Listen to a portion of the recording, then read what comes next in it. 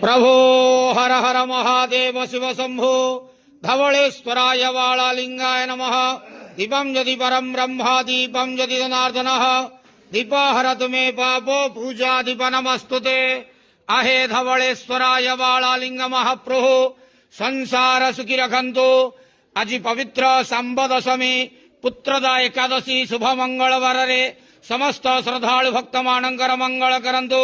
समस्त श्रद्धालु भक्त मानक आश्रीपद करंतु। मनस्कामना पूर्ण करंतु। कर्म क्षेत्र उन्नति करंतु। ग्रहरिष्ट खंडन करंतु।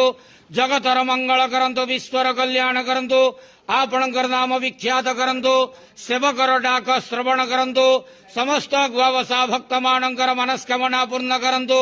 जो जो भक्त माने आपण पाखरे मानसिक रखिछंती तांका मानसिक पूर्ण करंतु। बाबा धवलेश्वराय वाळालिंगाय नमो नमः। संसार सुखी रखंतु आनंद के वार। हरि बोलो। आज पवित्र सांब दशमी पुत्रदा एकादशी शुभ मंगलवार रे समस्त श्रद्धालु भक्त मानकर मंगल करंतु आनंद के वार। हरि बोलो। हर हर महादेव शिव शंभो धवलेश्वराय वाळालिंगाय नमो नमः।